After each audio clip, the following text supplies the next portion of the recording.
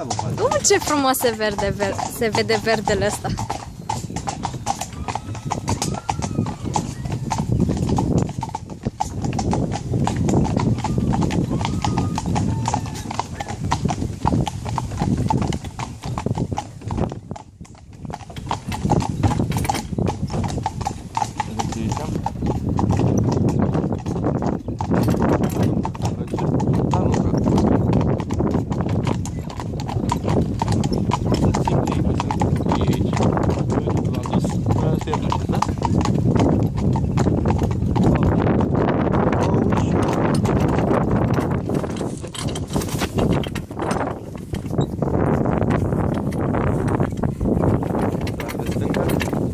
Dreapta cât vreau curba, da? Trebuie să muncim.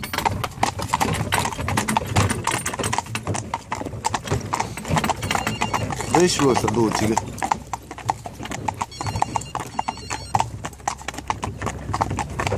Da, nu, dar ca idee. Poate când le mai dă jos, ca ei să le mai curețe și el.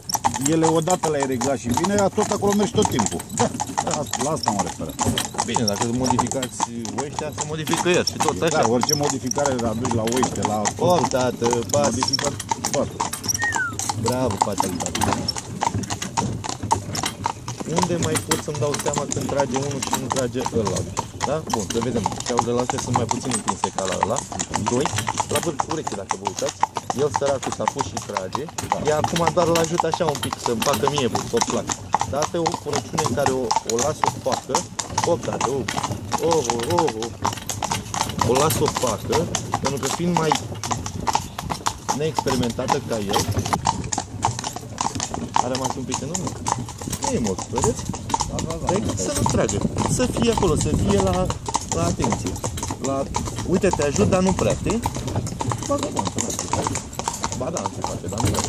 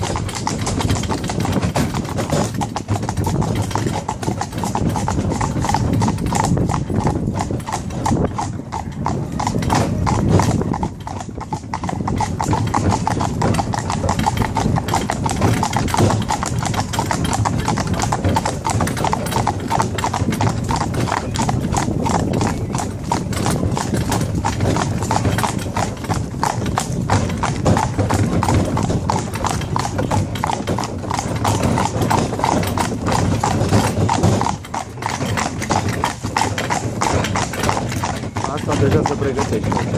Eee, te mănânc cu tușeapa, mătii de vagabontă.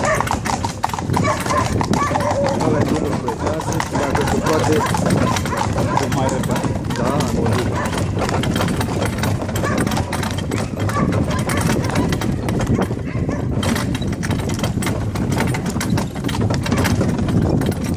O, ușor. Am făcut prima întoarcere spre stânga, nu?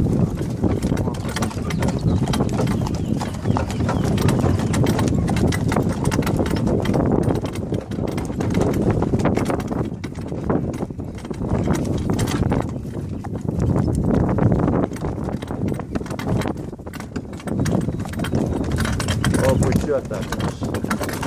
Bravo.